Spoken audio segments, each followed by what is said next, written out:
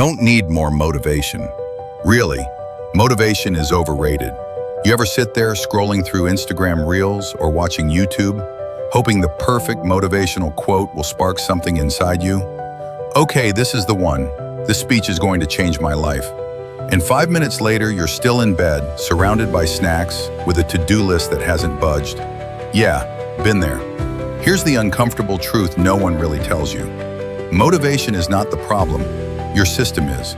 But there's a switch, a habit-level switch, that flips things from willpower draining effort to almost effortless action. And today, I'll show you exactly how to flip it. No hype, no guilt, just one small shift that can change everything. See, the reason you keep struggling to stay consistent isn't because you're lazy or undisciplined. It's because most of us were never taught how habits actually work. We just assume habits are built by doing something over and over until it sticks. But that's like trying to bake a cake with just flour and hoping the rest shows up. There's a missing ingredient, one that makes or breaks whether a habit lives or dies. And the best part? Once you understand this, sticking to your goals becomes frictionless. Not because it's easy, but because it feels natural. Today we're going to unpack something called the habit loop switch, a simple 3-part framework that explains why motivation keeps letting you down, what your brain actually looks for when deciding what to do, and how a tiny tweak to your daily triggers can completely rewire your habits.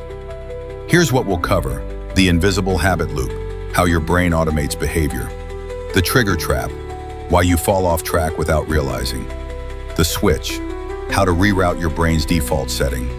Stick with me till the end and you'll leave with a clear, doable strategy you can try today. No pep talks needed.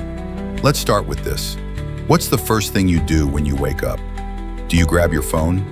Open TikTok? Check emails? Now pause. Did you decide to do that, or did it kind of happen? That's the magic and danger of the habit loop. Here's how it works.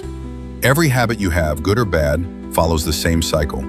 Trigger, behavior, reward. Example. Trigger, you wake up. Behavior, you reach for your phone.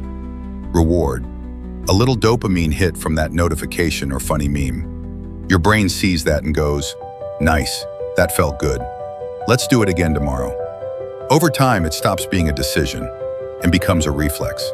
We do this with everything: snacking, procrastinating, checking social media, even the way we react when we're stressed. It's not because we're weak, it's because the brain loves efficiency, and habits are its favorite shortcut. Now here's where it gets interesting. Most people try to break bad habits by focusing on the behavior. I just need to stop eating junk food. I just need to stop skipping workouts. I just need to start studying harder. But they ignore the trigger. And if you don't change the trigger, your brain will keep running the same loop. Let me tell you a quick story. I used to struggle with late-night snacking. I'd have dinner, feel totally full, but 2 hours later, I'd find myself knee-deep in cereal and cookies. I kept thinking, I need more discipline. I need to try harder. But here's what was actually happening. Trigger, I'd sit on the couch and turn on Netflix. Behavior, I'd go grab a snack. Reward, crunchy, salty, sweet bliss. Plus, the feeling of treating myself. The food wasn't the problem. The trigger was. Every time I sat on the couch with Netflix, my brain said, hey, it's snack time. I was stuck in what I call the trigger trap. The same thing happens with phone addiction. You pick up your phone to check the time, and suddenly 30 minutes have passed and you've liked 48 memes, watched 3 dog videos, and forgotten what time it even was. The brain just rides the loop. So here's the powerful truth. If you can change the trigger, you change the habit. No motivation needed. No heroic effort. Just smarter wiring. All right, let's flip the script. You don't need to fight the habit. You need to replace the trigger that kicks it off. Let's go back to the snacking example. Once I realized the couch plus Netflix was my trigger, I made one small change. Before sitting down, I brewed herbal tea and put a small bowl of almonds next to me. That one tweak did 2 things. It disrupted the loop. I created a pause. The tea became the new cue. It kept the reward. I still had something comforting while watching, without spiraling into junk food. Over time, that became the new loop. Couch plus tea, calm snack, feel good. No shame, no forcing it, just smarter setup. Here's how you can try this too.